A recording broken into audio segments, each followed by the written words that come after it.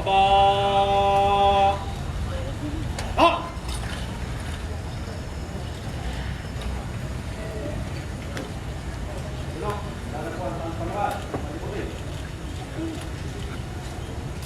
Our guest will now troop the line.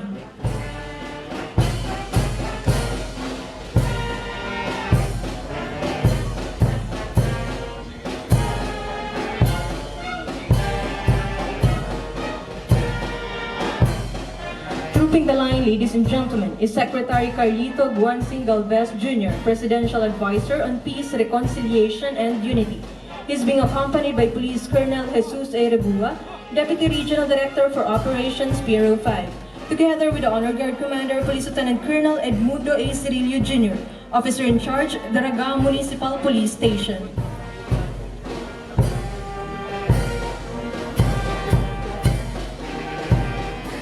Ladies and gentlemen, please give a round of applause for Secretary Carlito Galvez Jr.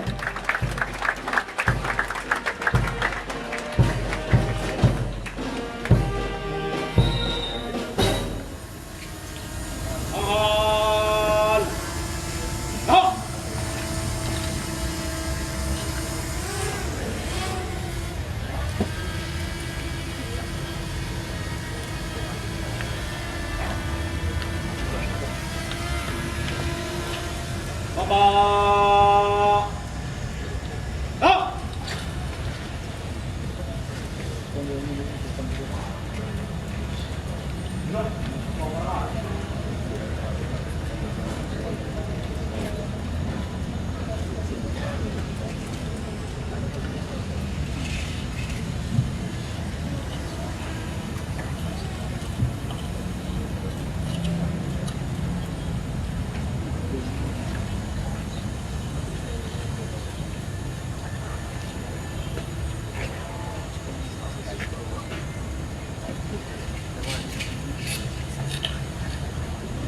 Bilik! Kapayag! Mga kasama, napabot ating panahon pantangan kasi Secretary Carlito G. Galvez Jr., Presidential Advisor on Peace, Reconciliation, and Unity. Ang kanyang taus-pusong pasasalamat sa parangal na ginawad natin sa kanya sa umagang ito. Mabuhay Secretary Galvez Jr.! Mabuhay! Mabuhay! Secretary Galvez Jr.! Mabuhay! Mabuhay! Secretary Galvez Jr.! Mabuhay!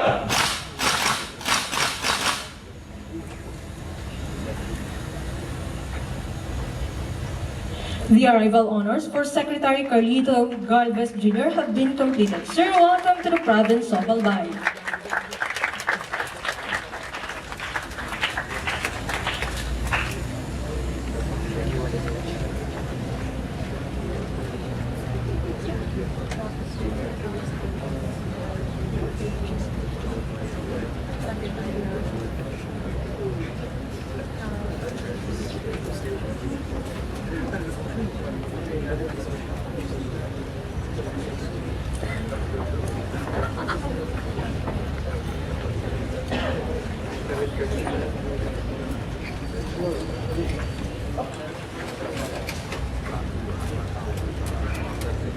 Sa kanan!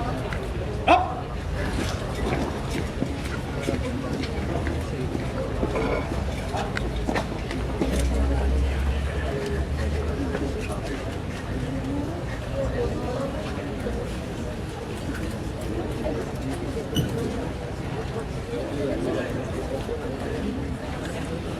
Ladies and gentlemen, good morning and welcome to the KaPEACEtahan, brought to us by the Office of the Presidential Advisor on Peace, Reconciliation, and Unity, hosted by Bicol University.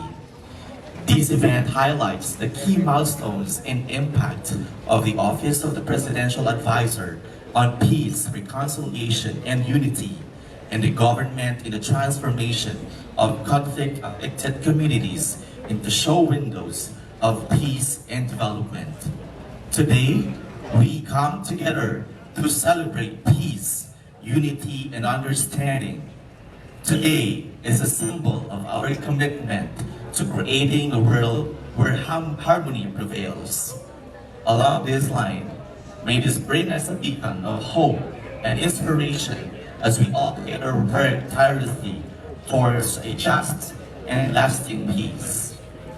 So without further ado, ladies and gentlemen, join us as we honor our nation and so they invite everyone to please stand for the singing of the Philippine National Anthem to be followed by the peace prayer.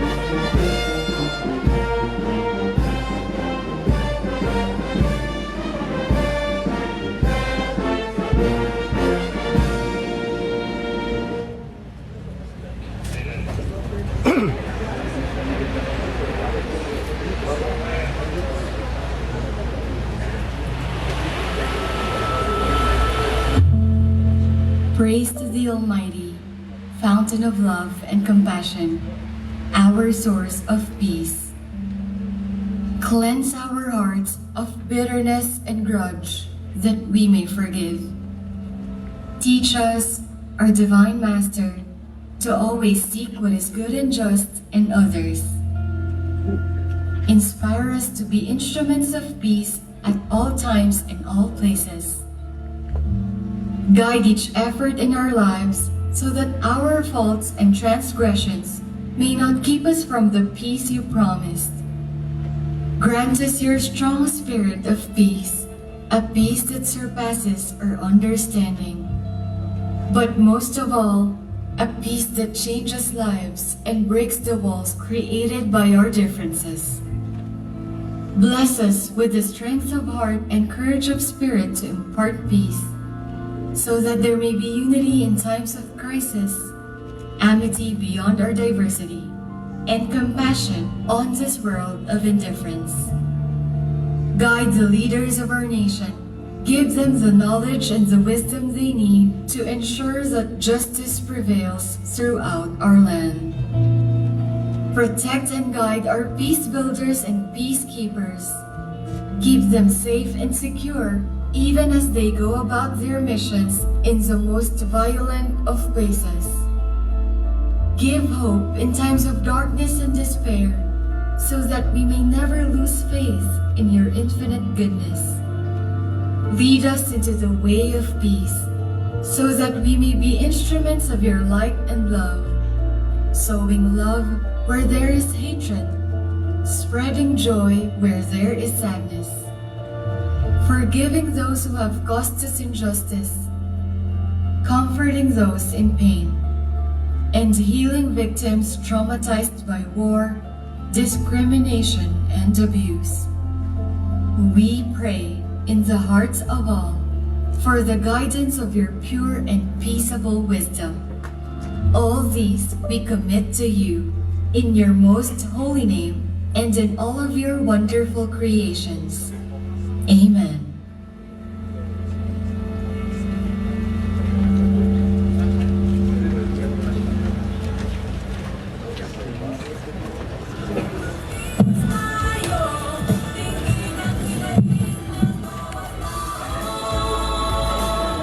Thank you, everyone. Please be seated. Thank you also to the ninth ID band. I came across powerful and magnanimous lines from well-known writers and peace advocates. Mother Teresa said, "Peace begins with a smile." Walt Whitman said, "Peace is always beautiful." and Albert Einstein evoked, peace cannot be kept by force, it can only be achieved by understanding.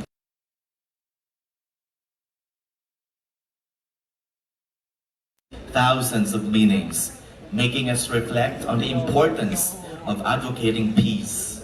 At this juncture, ladies and gentlemen, we shall listen to the welcome message of an advocate and prime mover of peace and committed public servant in the spirit of putting in the realm of harmony, love, and joy.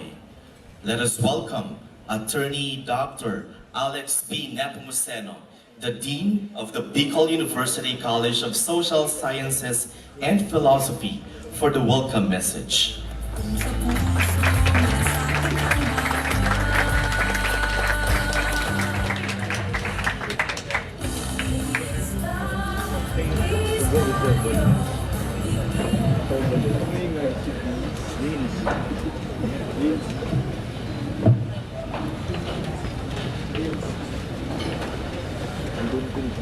Peace is a sine qua non for social development.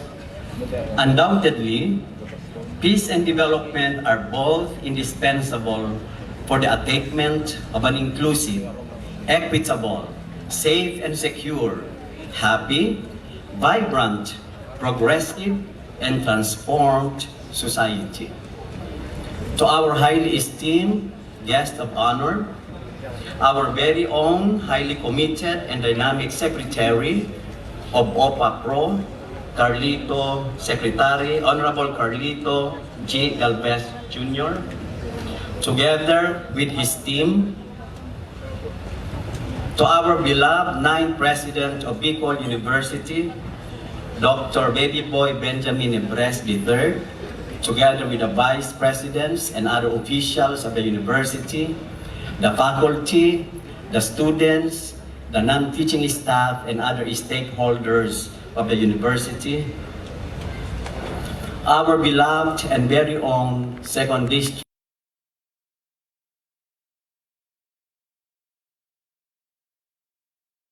and genuine public service, ably represented by none other than Honorable Mayor Giselle Salceda of Pulangi, Albay, our very own Chairman of NCBU-CP, or the National Coordinating Body of UNESCO Clubs of the Philippines, Dr. Serafin Arbiola, and the President of NBC-UP, President Ronel Villanueva, our highly respected PNP Regional Office 5 Director, Brigadier General Wes Limundo B. Obnique,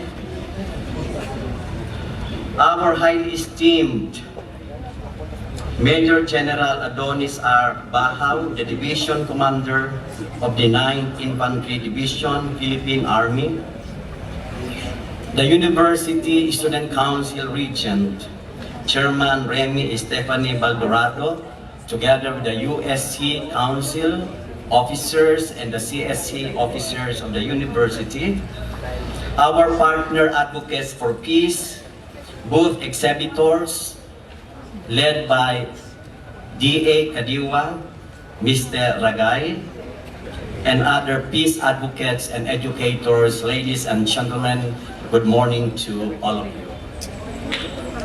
Every September, we celebrate National Peace Consciousness Month to inculcate peace in everybody's heart, mind, and soul.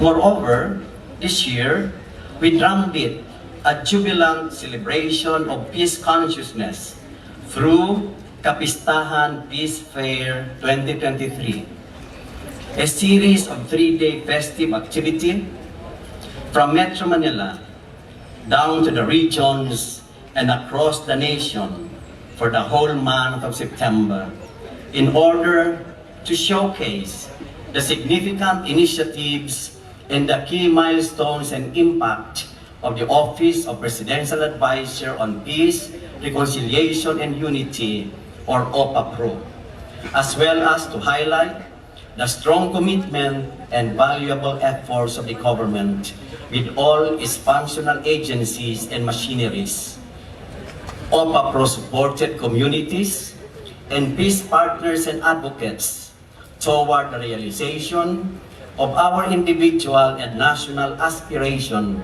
for peace and development. We therefore shout out loud with faith and commendation this brilliant concept of peace consciousness celebration, dubbed as KaPEACEtahan Peace Fair 2023.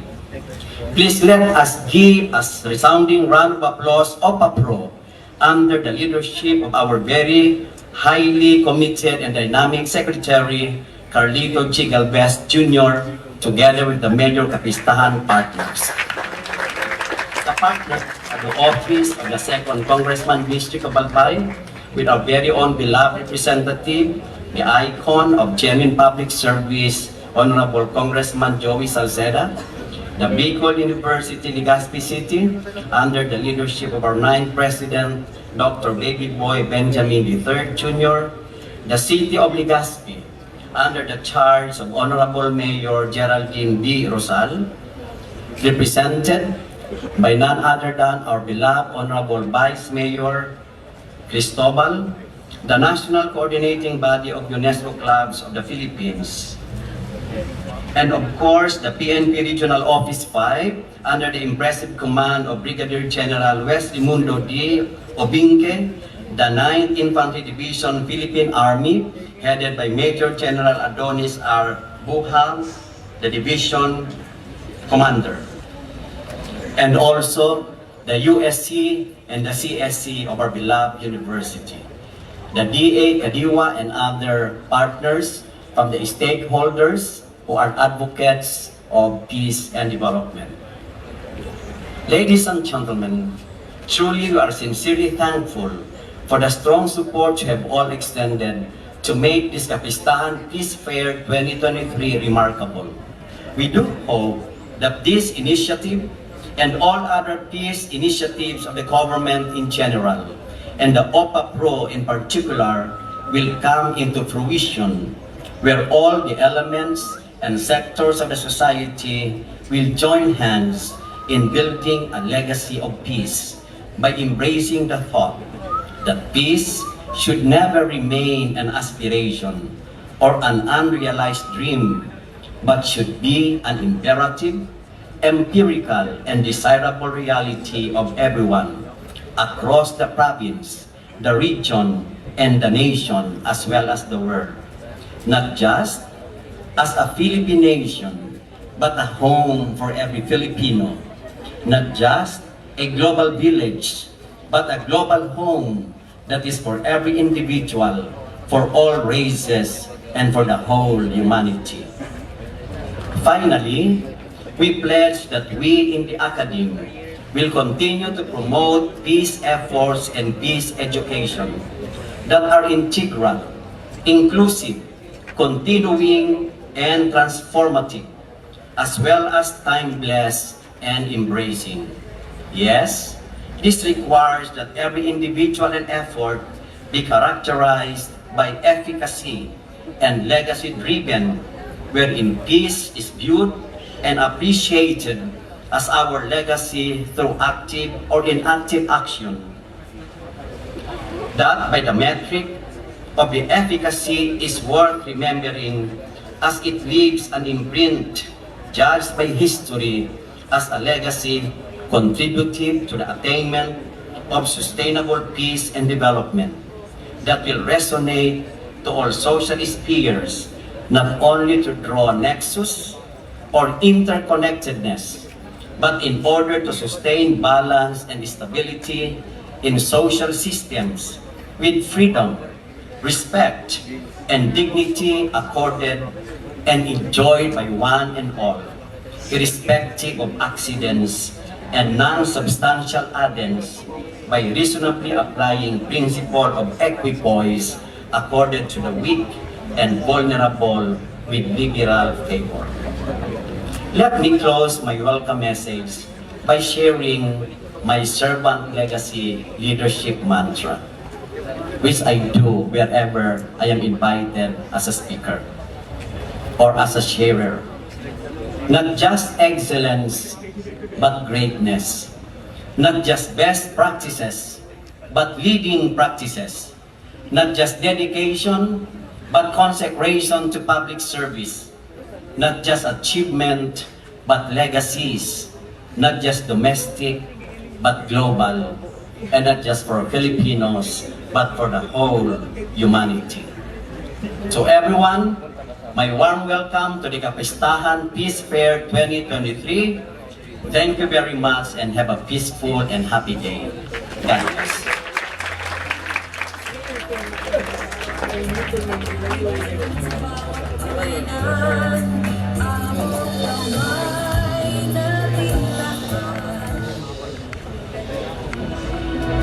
The country's peace process started with President Ferdinand E. Marcos Sr.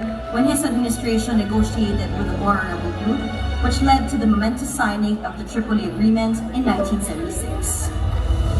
President Ferdinand R. Marcos Jr. is determined to bring long-lasting peace, unity, and reconciliation to the Philippines. He is committed to build on the gains of the comprehensive Philippine peace process and complete the implementation of all signed peace agreements. My country's experience in building peace and forging new paths of cooperation can enrich the work of the Security Council. Our success in the Bangsamoro Autonomous Region of Muslim Mindanao in the south of the Philippines is a centerpiece of these efforts. For almost half a century, some of our fellow Filipinos have taken to arms to make their views known and felt. We are now at the point in our history when their armed struggle has evolved. We have now progressed together towards peace and development.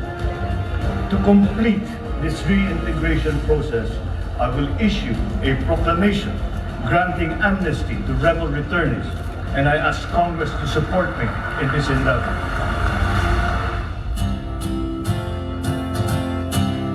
The celebration of Peace Month aims to increase consciousness and understanding among Filipino people on the comprehensive Philippine peace process and encourage their active participation in this effort. This year's Peace Month theme is Kapayapaan, Responsibilidad ng Bawat Mamamayan. This is a call for every Filipino to contribute in fostering a culture of peace throughout the country.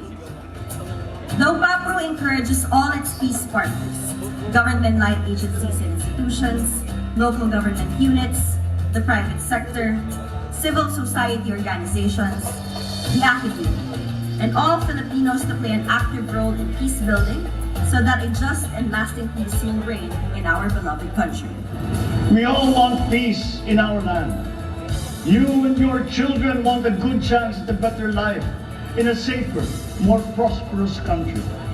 Sa pangarap na maging mapayapa ang ating bansa, ang pangarap nyo ay pangarap ko.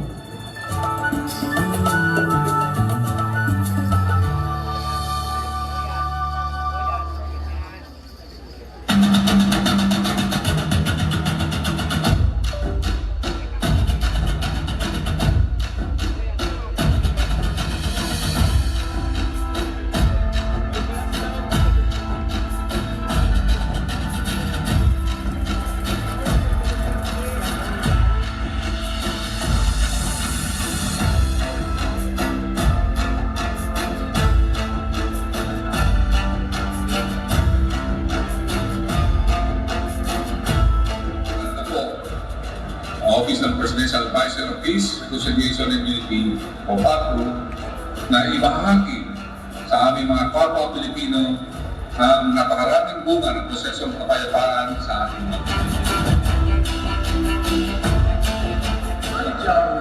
In the government, I am the chairman of the committee that looks for money for the government. As chair of the House Committee on Ways and Means, is to be the steward of the fiscal policy making. During a first week discussion of his appointment as PAPRO, I told Secretary Galvez that peace is also a fiscal issue. Because that seemed obvious at first, but I explained to him that we cannot afford a credible external defense posture for the Philippines if our internal peace situation does not improve. because of the work of OPAPU, we can transition from our resources from internal threats to a credible national defense posture.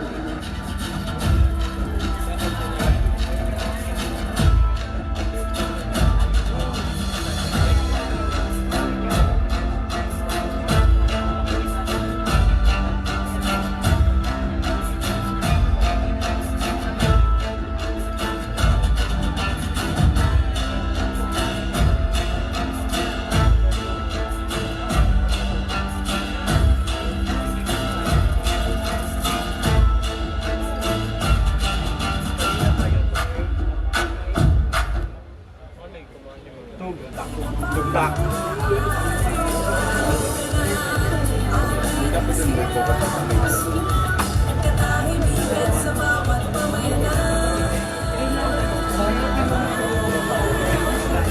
Our journey towards a more peaceful Philippines is guided by the wisdom and insights of remarkable individuals who have dedicated their lives to the cause of peace. Today, we are privileged to have distinguished dignitaries who will share their message of support to the peace process. They are leaders in their own right, embodying the principles of unity, compassion, and understanding. Ladies and gentlemen, the first dignitary to give his message of support is the President of the Bicol University, no less than Dr. Baby Boy Benjamin D. Nebres III. Let's give him a big round of applause.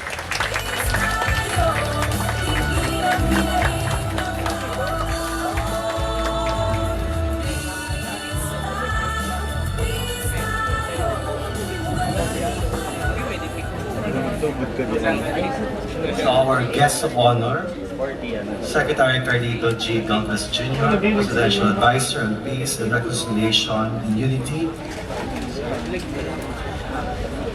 To our Honorable Joey Santos Salceda, Representative, 2nd Congressional District of Albay, as represented by the Honorable Mayor of Pulangi, Nonoy Cap Salceda.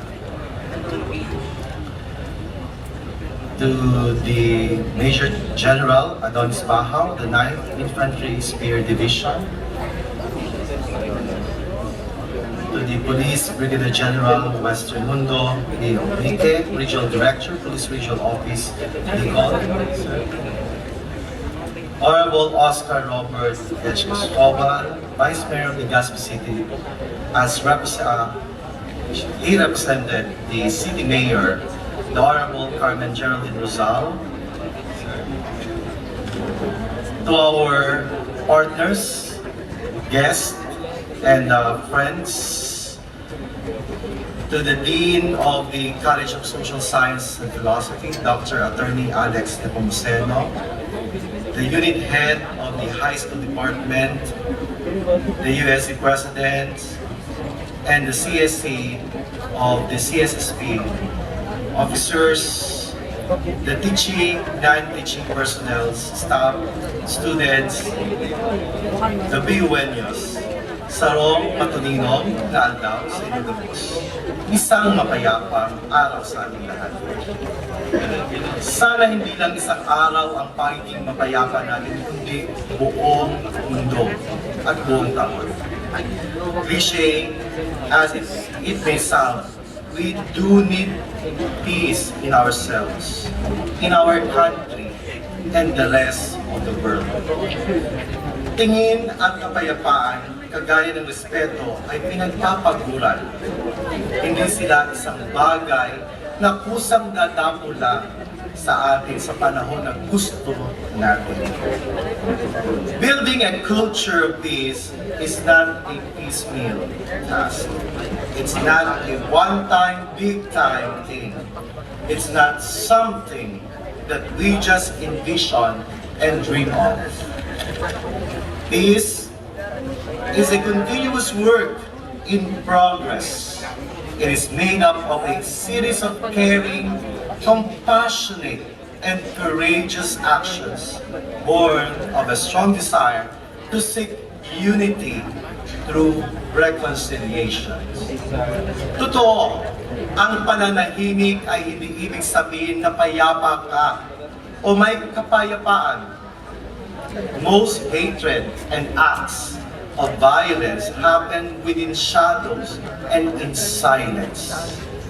Today, as an advocate of a University for Humanity, ang pamantasan para sa sangkatauhan, I am truly happy and grateful that this is fair program that intends to enlighten us on the ways of peace and promote a culture of reconciliation and unity as hallmarks of peace is finally here in Bicol University. I am commending the efforts of the University Student Council, our beloved Dean of the BUCSSP, Attorney Alex Nepomuceno, and those responsible for organizing this KaPEACEtahan. Truly, you have made a giant leap in creating consciousness for the advocacy of peace building as part of our greater role and responsibility towards nation building.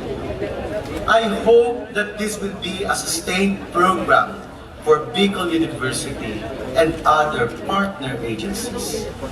Beyond the ceremonies and symbols, beyond these exhibits from our partners, I hope that we can work towards a more tangible program towards peace building that can capture the real essence of sustainable development and create a better, more humane, and peaceful world for everyone.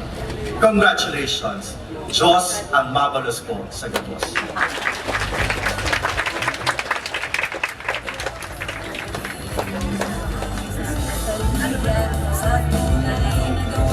Thank you very much, President Baby Boy Benjamin D. Nebres III, the President of Bicol University.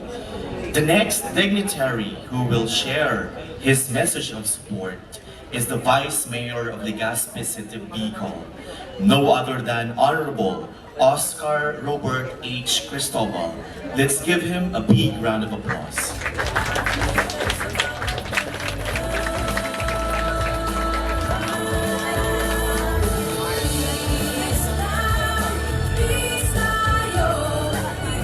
I believe Honorable Cristobal has an important commitment to attend to, and so we're going to proceed to the next. We welcome the Regional Director of the Police Regional Office, Bicol. Please help me welcome Police Brigadier General Westrimundo D. Obinque.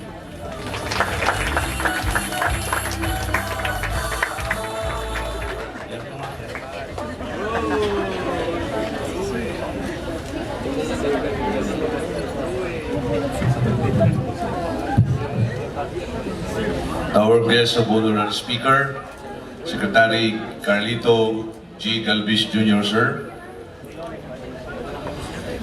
The ISUC President ng Bicol University, Dr. Baby Boy Benjamin Nebres, sir. Major General Adonis Rizon Bahao, Commander 9th Infantry Division, sir. Honorable Joey Salceda, Representative 2nd District of Albay, as represented by Mayor Adrian Salceda of Pulangi.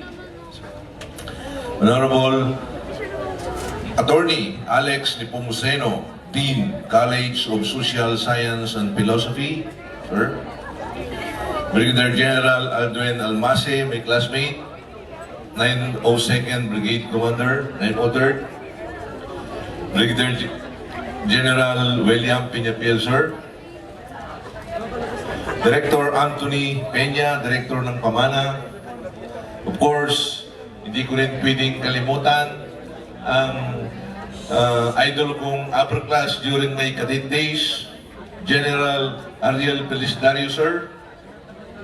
Sa inyo pong lahat, mga naririto, the entire teaching force and student of Bicol University, mga kasama sa larangan ng pagkikibaka, mga kapulisan at mga Armed Forces of the Philippines, Marhaing aga sa Indugabos, magandang umaga po sa ating lahat. In these times of change and progress, we renew our unwavering commitment to the government's peace, process, and efforts. The pursuit of peace is not a passive endeavor. It requires active dedication, cooperation, and understanding from all stakeholders involved. We would like to assure you that the Philippine National Police recognizes the paramount importance of fostering a peaceful environment for our communities to flourish. Our police force is more than just a law enforcement agency. We are a vital component of the framework that supports and sustains the peace process. We understand that achieving lasting peace involves addressing social complex and social issues, engaging in the constructive dialogues, and providing security for all stakeholders involved. Our officers and men are ready and willing to contribute their utmost efforts to maintain law and order during these critical times of negotiation and reconciliation. On behalf of the Kasurug Cops, the Police Regional Office 5 Police Force, I want to assure everyone that we approach this responsibility with the utmost sincerity and dedication. We are here to serve and protect the people of the Bicol region, and that commitment extends to actively supporting peace initiatives. We recognize that lasting peace not only ensures the safety of our communities, but also paves the way for progress, development, and the realization of the full potential of our region. Let us stand together as partners in the journey towards a more peaceful Bicol. We shall remain your dependable allies and a guardian of peace and justice. We shall always be ready to work hand in hand with all stakeholders, government agencies, and the community to build a brighter future where peace prevails and our people can thrive. Together, we will continue to serve and protect, ensuring that peace remains the bedrock upon which we build a better tomorrow. Once again, Diyos mabalos po, asin marhay na aga sa tuya gabos.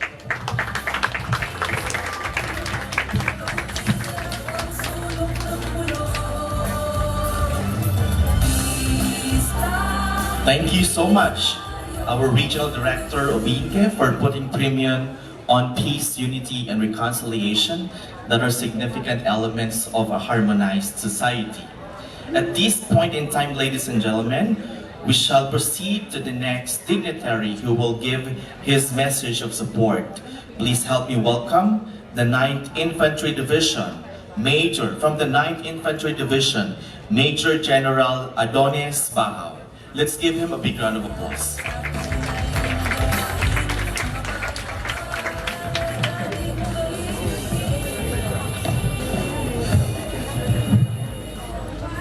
Secretary Carlito J. Galvez Jr., sir. Secretary of the Office of the Presidential Advisor on Peace, Reconciliation, and Unity. Honorable Agayan Salceda, Representative of Honorable Joey S. Salceda, Mayor, Municipality of Pulangi. Honorable Carmen Geraldine B. Rosal, Mayor, City of Legazpi, Bicol. Dr. Baby Boy Benjamin D. Nebres III, President, Bicol University. Attorney Alex de Bongoseno, Dean, Bicol University College of Social Sciences and Philosophy. Dr. Rebecca Rosario Bercasio, Director Center for Teaching Excellence, Bicol University. Dr. Serafin Arviola Jr., Chairman, National Coordinating Body of Clubs for UNESCO. Police Brigadier General Westremundo de Obinque, Regional Director, Police Regional Office, Bicol. Brigadier General Alduin Almase, Brigade Commander of 903rd Brigade, 9th Infantry Division, Philippine Army. Brigadier General William Piñafiel, Brigade Commander of 902nd Infantry Brigade, 9th Infantry Division, Philippine Army. Major General Francisco Ariel Felicidario III, retired Pamana Consultant, Staff. Director J. Anthony Peña, Director of Pamana, and Director Darwin Baliwi, Director of CBAS. Guests, students, teachers, ladies and gentlemen, good morning. There's a saying among us soldiers, especially in Mindanao, where I came from, that where the road ends, insurgency begins.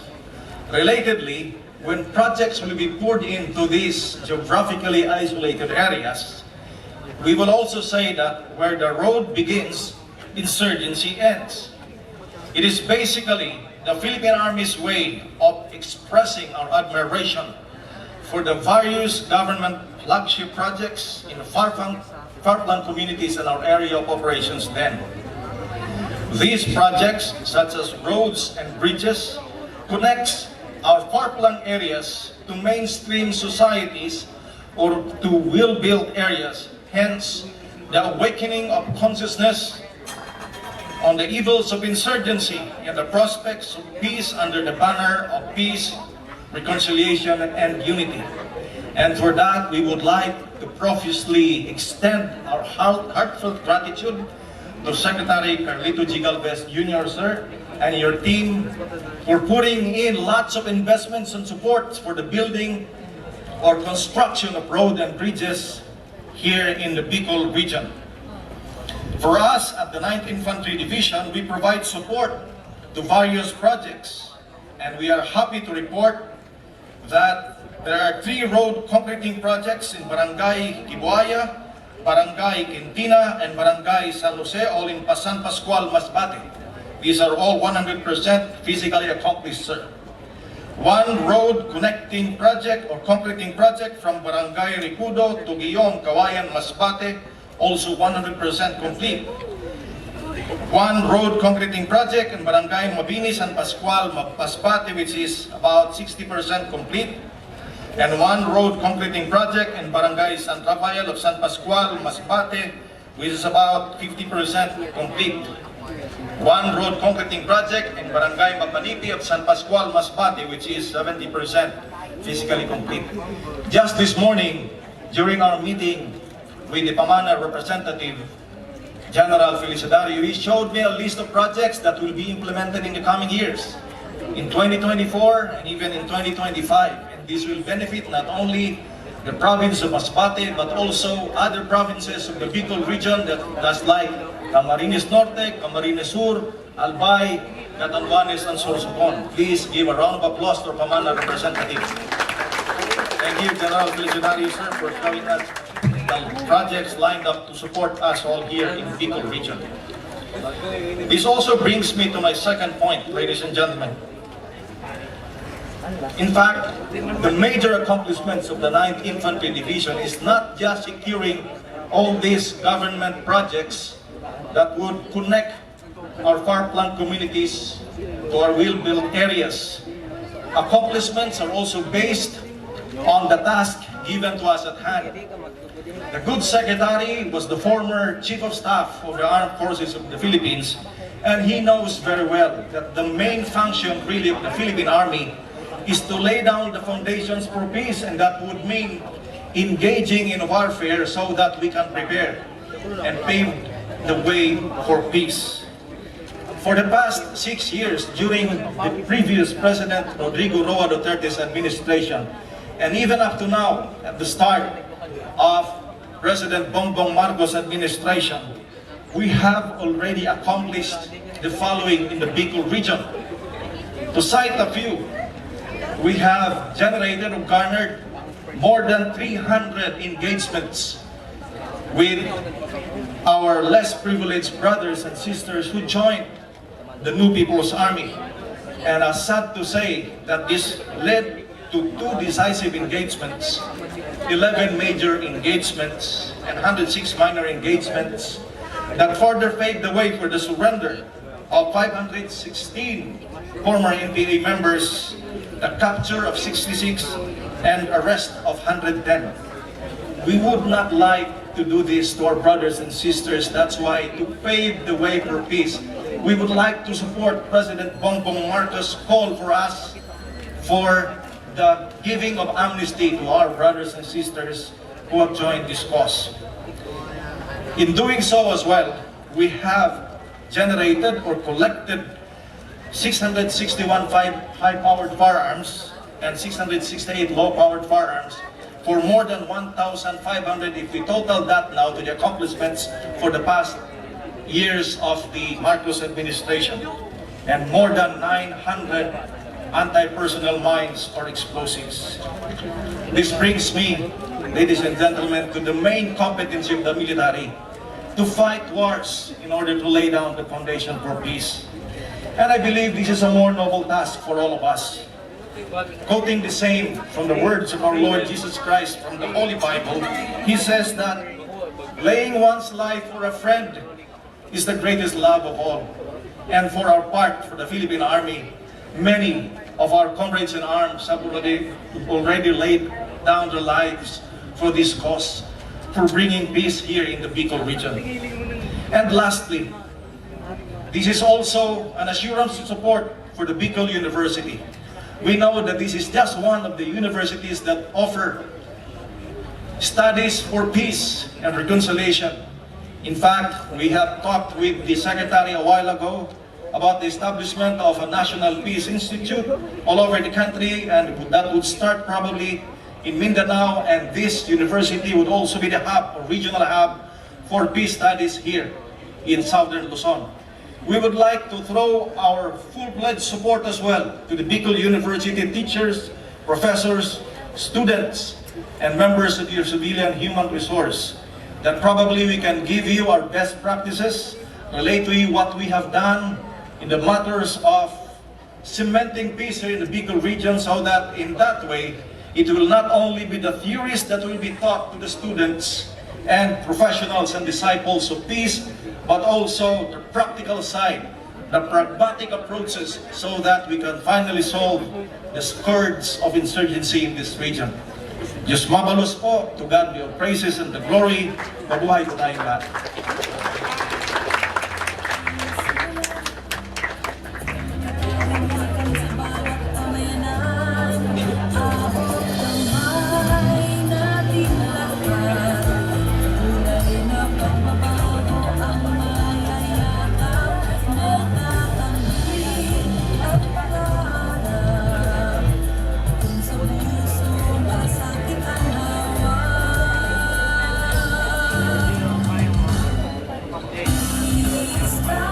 Thank you, Major General, for your huge support for bringing peace in the Bicol region and in the country at large. At this juncture, ladies and gentlemen, we shall welcome the National Coordinating Body UNESCO Club from the Philippines, Dr. Serafin Arbiola, for the message of support.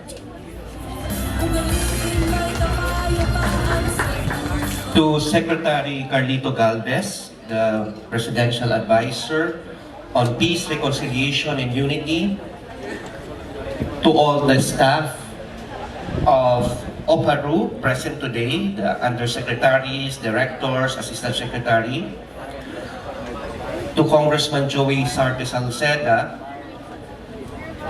and Dr. Baby Boy Benjamin D. Nebres, President of Bicol University. Good morning, everyone. Allow me to thank the Office of the Presidential Advisor on the Peace, Reconciliation, and Unity for the invitation extended to the National Coordinating Body of Clubs for UNESCO in the Philippines for partnership in the celebration of the National Peace Consciousness Month. UNESCO Club, a global grassroots movement, supports the UNESCO's priorities by using a community-owned experience, skills, and outlook to foster peace and exchange. They consist of groups of people of all ages, from all walks of life and every background, who share the firm belief in UNESCO's ideas. The primary purpose of Clubs for UNESCO is to develop understanding and support for UNESCO in its program. They seek to disseminate UNESCO's ideals and undertake activities directly inspired by those of the organization, broaden cultural horizon, and provide an invaluable service to UNESCO and to the National Commission for UNESCO in implementing public information activities. In the Philippines, there are 150 clubs for UNESCO from across the archipelago championing our motto and battle cry at the grassroots level. Since war began in the minds of women and men, it is in the minds of women and men that the defenses of peace must be constructed. And allow me to report to you that all 150 UNESCO clubs nationwide are celebrating the National Peace Consciousness Month through the KaPEACEtahan. May it be a storytelling campaign, it could be a very small activity in Romblon, in Holosulu, in Batanes, also in Ifugao. In Metro Manila, we had a lot of clubs celebrating National Peace Consciousness Month at this moment. But definitely, we have a lot of engagement, especially on September 21, which is the International Day of Peace. Allow me to share with you this particular celebration. Each year, the International Day of Peace is observed around the world on 21st of September. The UN General Assembly has declared this as a day devoted to strengthening the ideas of peace through observing 24 hours of non-violence and ceasefire. Never has our world needed peace more. This year's theme is Actions for Peace, our ambition for the global goals. It is a call to action that recognizes our individual and collective responsibility to foster peace. Fostering peace contribution to the realization of Sustainable Development Goals and achieving the Sustainable Development Goals will create a culture of peace for all. United Nations Secretary General Antonio Guterres said, "Peace is needed today more than ever. War and conflicts are unleashing devastation, poverty, and hunger, and driving tens of millions of people from their homes. Climate chaos is all around, and even peaceful countries are gripped by gaping inequalities and political polarization." Sustainable Development Goals 2023 marks the midpoint in implementing the Sustainable Development Goals. The 2023 observance of International Day of Peace coincides with the SDG Summit this September 18 and 19 to mark the midpoint of the milestone. The SDG aims to bring us closer to having more peaceful, just, inclusive societies, free of fear and violence. But without the buy-in and contribution of a wide range of actors, including the 1.2 billion young people alive, the goals will not be achieved.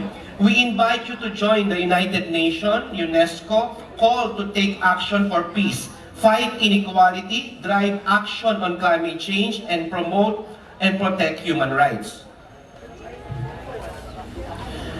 2023 is also the 75th anniversary of the Universal Declaration of Human Rights and the Convention on the Prevention and Punishment of Genocide.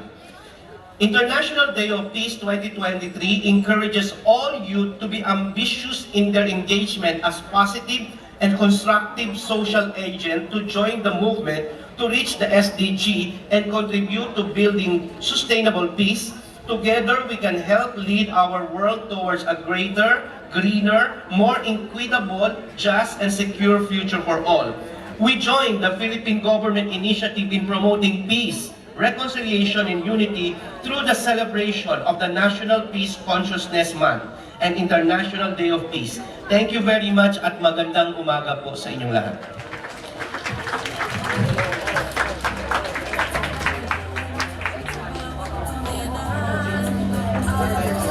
Thank you so much, Dr. Arviola, for making UNESCO Club of the Philippines supportive of peace advocacies and endeavors. Finally, ladies and gentlemen, Let us welcome the representative of the 2nd District of Albay, Honorable Joey S. Salceda, to be represented by Honorable Adrian Salceda, the Municipal Mayor of Pulangi. Let's give him a big round of applause.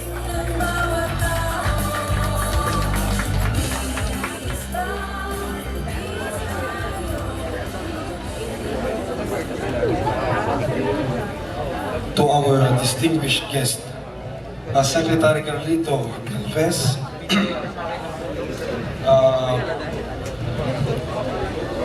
a good friend of Congressman Joey, and a staunch ally during the COVID-19 pandemic, to the President of Bicol University, Dr. Benjamin Nebres, to the local government unit of Legazpi, headed by Mayor J. Rosal, representatives from different agencies and officials of OPA Pro, to the PNP, Philippine National Army, fellow workers in the government, friends, sa inyo pong lahat, ang aking pagpaabot po ng isang maganda at mapayapang umaga sa inyo lahat. Ako po si Mayor Adrian Salceda ng Bayan ng Pulangi, ang pinadala pong representative ni Kong Joey. Pinapaabot niyo po ang kanyang sincere apologies kung bakit po hindi siya makakarating. May kaparehong importanteng event na ina-attendihan po ang ating mahal na congressman. Allow me to read his message. I am deeply honored by this invitation. It affirms the very strong working relationship Secretary Galvez and I have built over the years. I am especially pleased that it is bearing some fruit, especially in the reinvigoration of the Pamana program in the 2024 national budget. As some of you may know, I am the principal author of the CREATE law, including the provisions which provides additional tax incentives to registered enterprises located in areas recovering from armed conflict.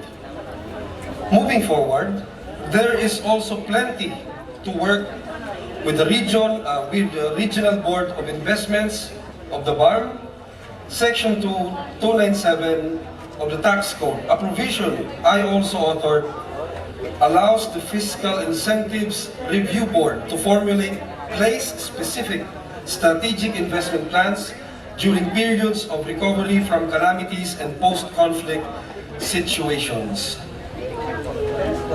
So I am deeply committed to the peace process and to the work that Secretary Galvez and the OPA Pro is doing. My job as committee chair on House Committee on Ways and Means is to be the steward of fiscal policy making. During our first few discussions upon the appointment of as PAPRO, I told Secretary Galvez that peace is a fiscal issue. This does not seem obvious at first, but I explained to him that we cannot afford a credible external defense posture if our internal peace situation does not improve. In an archipelago with larger territorial waters than land area, our Navy is just 16% of the total AFP fighting force.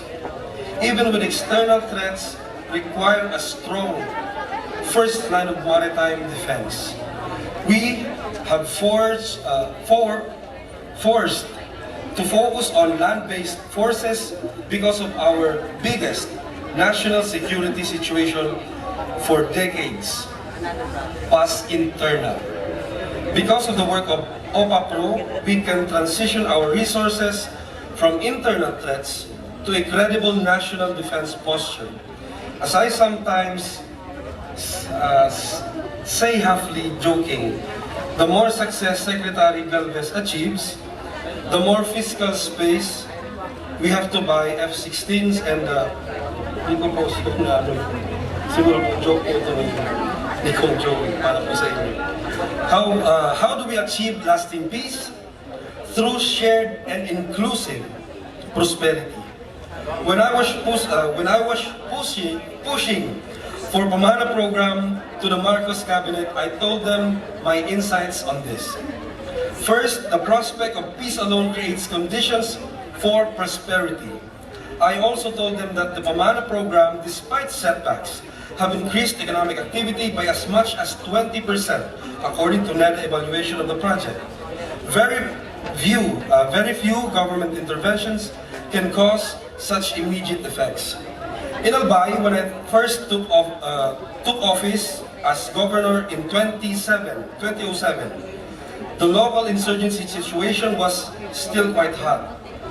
Through an aggressive social development platform, including a college graduate in every family, achieving the social development goals early, and making disaster risk reduction a focal point of governance, we eroded the causes of conflict. Some of you will remember that there was a time when insurgents would burn equipments near or at the site of what is now the Bicol International Airport. These incidents are not very long ago, but you come to the airport now.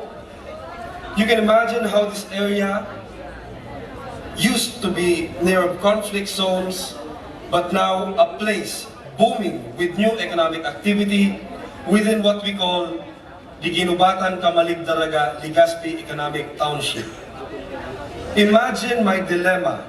On one side of Albay, towards the Pacific, is Mayon.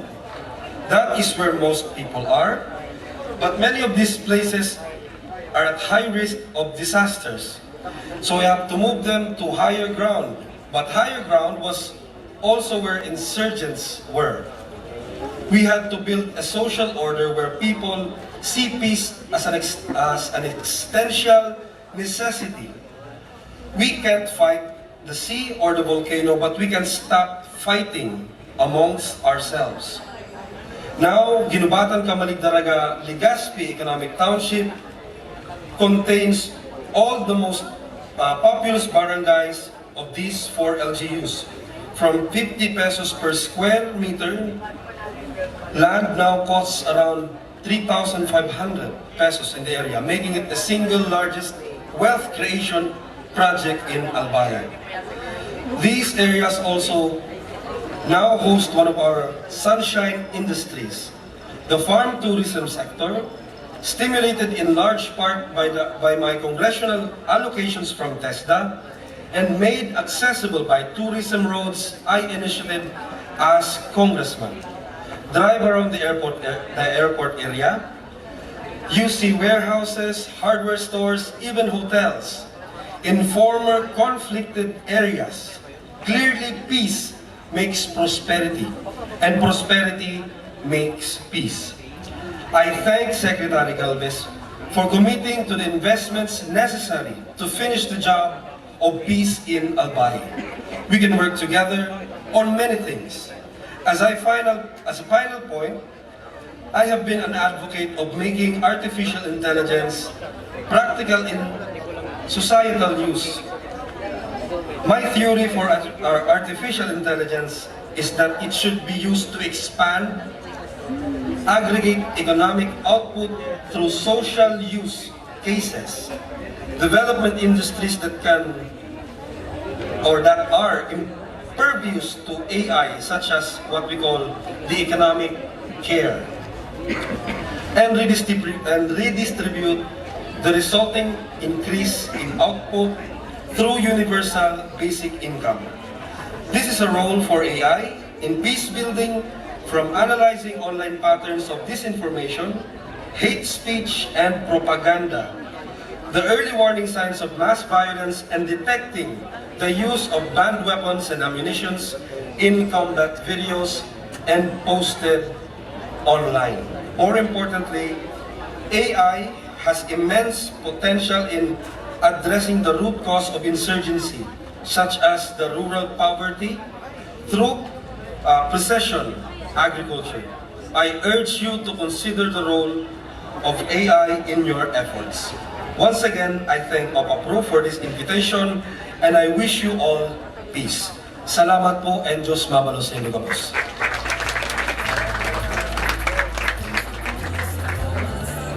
There you have it, ladies and gentlemen. Thank you to our dignitaries for acknowledging to be one with these advocacies.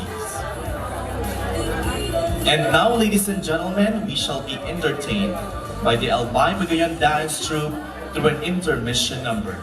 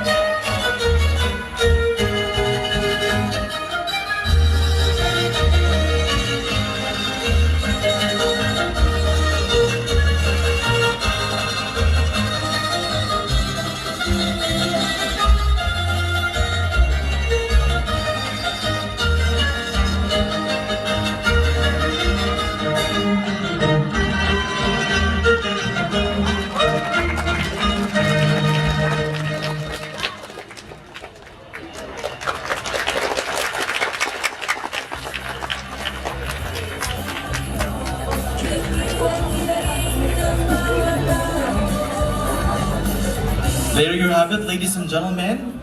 The Albay Magayon Dance Troupe, trained by the Director of the Institute of Physical Education, Sports and Recreation, Professor Karina L. Sales. At this juncture, it is with great honor and pleasure that we introduce to this stage a prominent advocate for peace, a visionary leader, and a dedicated public servant.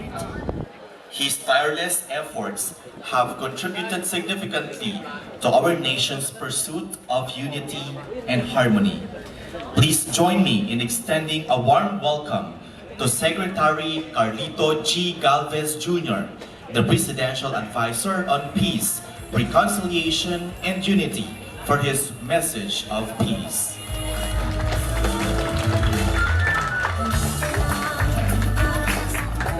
Maraming po salamat and thank you for your participation. Thank you.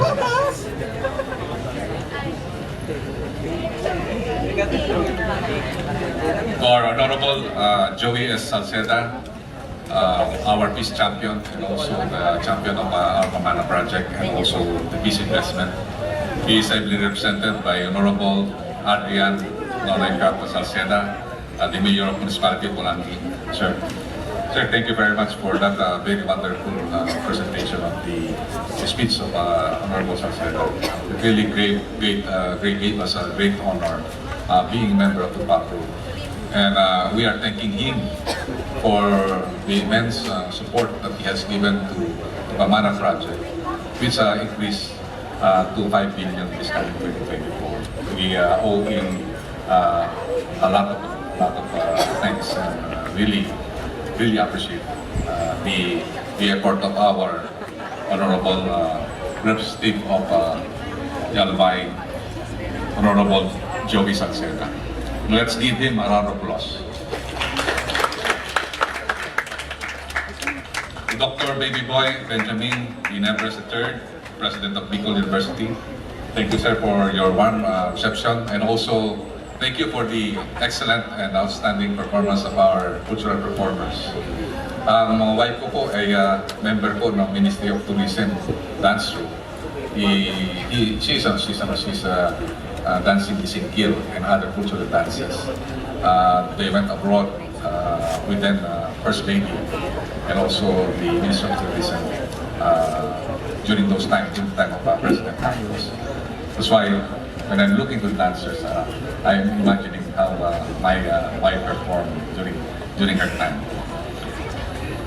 Attorney Alex Nepomuceno, the Dean of Bicol University College of Social Science and Philosophy, sir. Dr. Rebecca Rosario Vercasio, Director of Center of Teaching for Excellent Bicol University.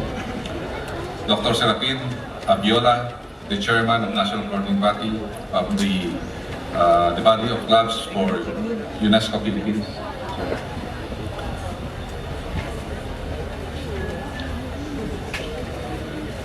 We have also Major General Francisco Ariel Presidario, our Pamana consultant and also the Chairman of the Joint Security Peace Committee of the MILF and the GPH.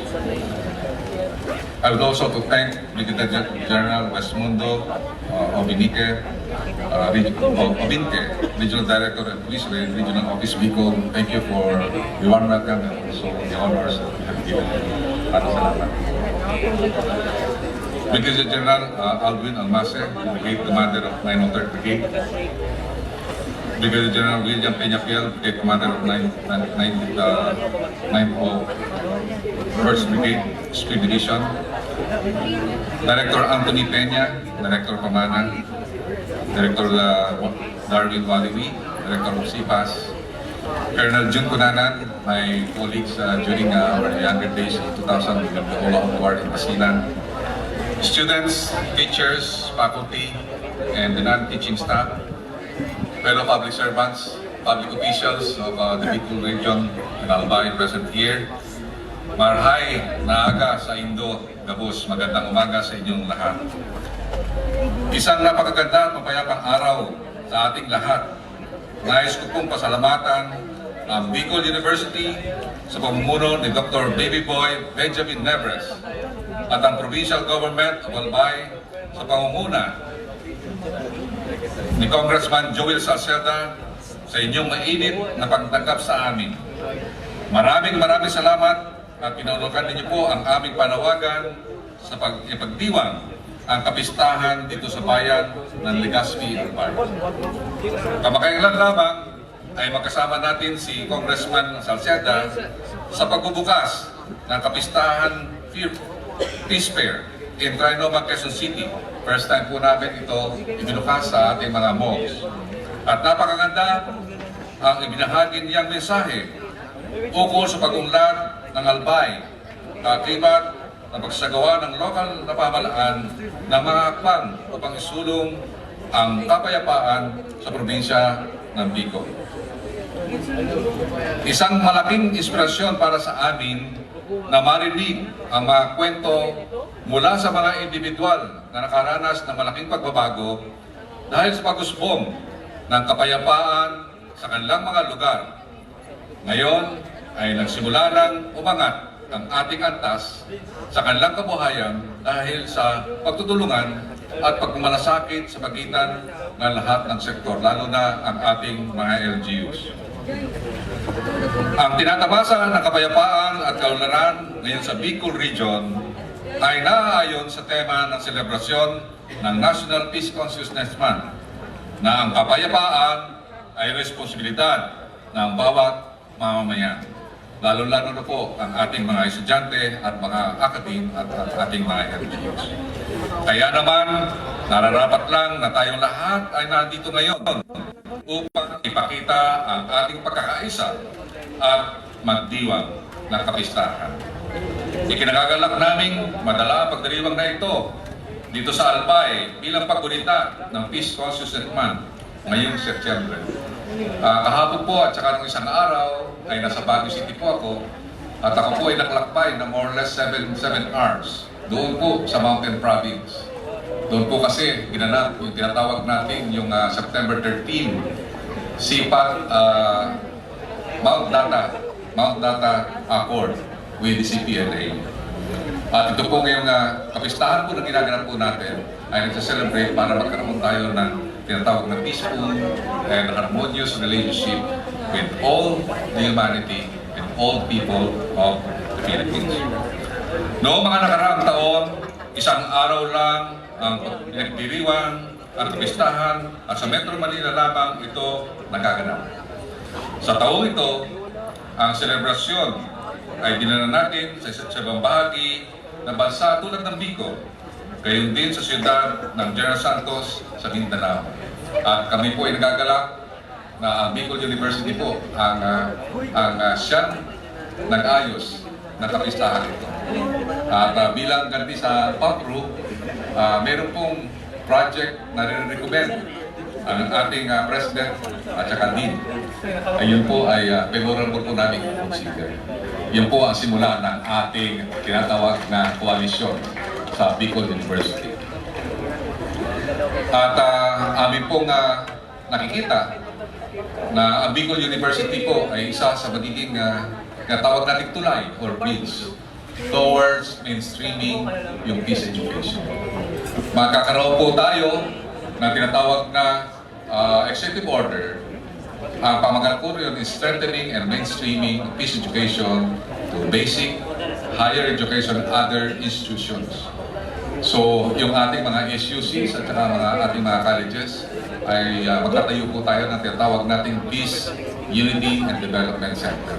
Sa Singaporean po, ganito po yung tinatawag nating Harmony Center, wherein all people of walk of life will gather and share their experiences. Isang malaking karangalan rin po ng Office of the Presidential Advisor on Peace, Reconciliation and Unity o PAPRO na ibahagi sa mga kapatid naming Bicolano at sa lahat ng ating kapwa Pilipino ang napakaraming bunga ng prosesong kapayapaan sa ating bansa. Kaya pangako, sinama po namin dito si General Arpel, tawag po namin sa kanya, Arpel Felicidario. Siya po ay talagang tubong Bicolano. At ito po, siya po ang magiging bridge para magkaroon po tayo ng magandang koalisyon at tinatawag na kooperasyon para sa ating social, education, and development project. Makikita rin po natin ngayon na sa kapistahan, ilan ng mga produkto ng mga lokal na pamahalaan at komunidad na noon ay nasa gitna ng armadong labanan. Ngayon, natahimik na ang kanilang mga lugar at nararamdaman na nila ang resulta ng kapayapaan at ng progreso. Sa katunayan, patuloy na dumarami ang mga lugar na tinaguriang insurgency-free. Last week, nagkaroon po ng pagpupulong ang Sulu. Alam po natin ang Sulu. Diyan po ako talagang dami naming bakbakan po din sa Sulu. Ngayon po ang Sulu ay ESG free na po. At yung aking hinahawakan, inalagaan na 53 na usayap sa Basilan, ang isa po doon sa pinuno nila ay tatakbo po ng barangay captain. Unopposed. Alam niyo po ang dahilan bakit unopposed. Nakikita po natin talaga ang pagbabago, nakikita natin ang pagbabago sa sitwasyon ng ating insursiya ngayon na taong ito. Nakikita natin na tama po ang sinasabi ng ating mahal na Presidente na ang kanyang ama ang nagsimula ng peace process noong 1976 at ang administrasyon niya ang magtutuldok sa lahat ng mga tinatawag nating mga peace tables. Yun po ang aming ginagawa ngayon para ang ating pamahalaan, ang ating Pilipinas ay maging member ng UN Security Council by 2027. At ang centerpiece po ng ating pagiging member sa National Security ay ang Bangsamoro Peace Process at ang tinatawag nating Peace Accord nationwide. Palakpakan po natin ang mahal na Presidente at siya po ay nag-birthday po ng kanyang 16th birthday noong September 13 na naging yung araw po na yun nagkaroon ng peace process between the CPLA and the government. Naway ipagpatuloy nating dalhin na palawigin ang mga tagumpay ng prosesong kapayapaan, hindi lamang ngayong araw na ito dito sa KaPEACEtahan kundi sa Kalakhan, Bicol Region. We will also announce that we will have a strong collaboration with the academe and the student sector and also the women sector starting from the Bicol University. At yun po ang aming isang proyekto na tinitingnan na magkaroon po tayo ng tinatawag na coordination.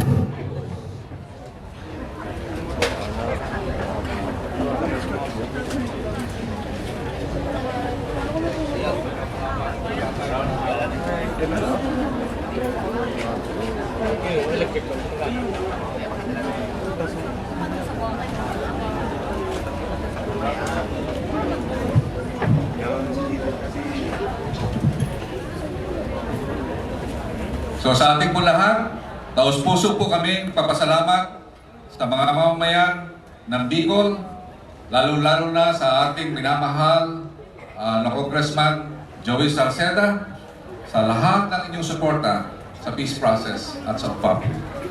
Tunay na kagapay namin kayong lahat sa pagkamit ng tunay na pangmatagalang kapayapaan para sa ating bayan. Salamat na marhay Diyos Mabalos. Maraming salamat po sa inyong lahat. Mabuhay ang Bicolano. Mabuhay ang bagong Pilipinas.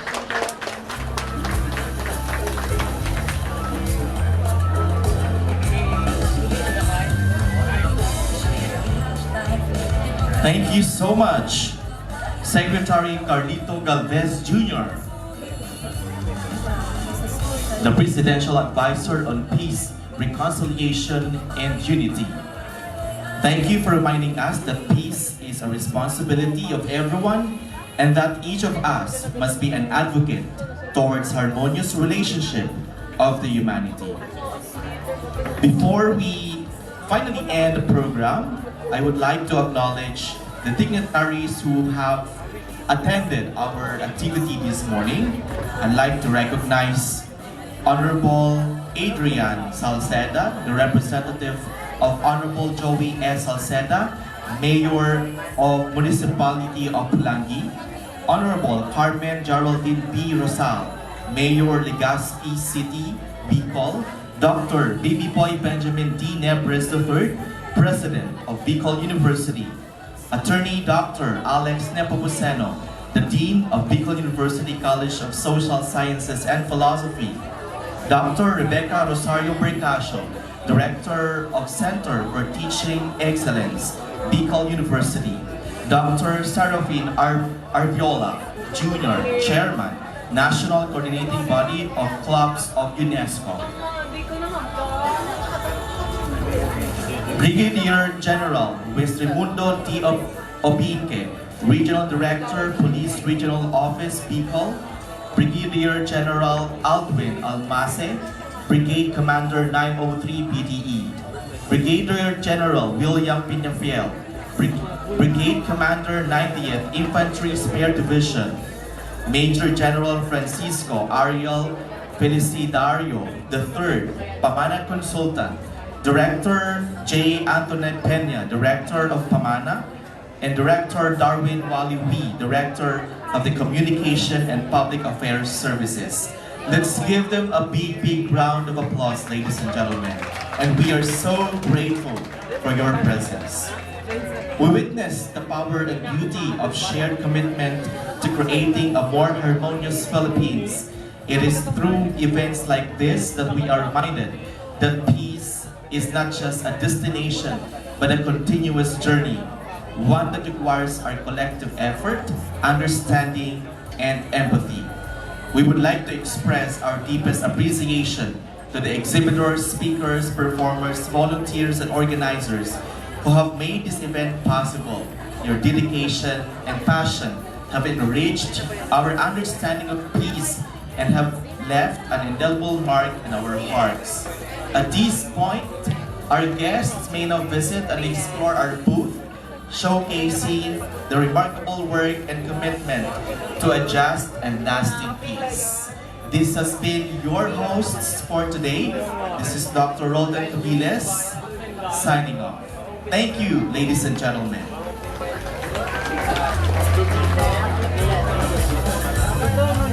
This is just the first part of our activity, and after which we will have the meet and greet with the PAPRU with Bicol University students. And tonight, we shall also have the peace concert. May we request our dignitaries to please come here in front for the photo opportunity with students.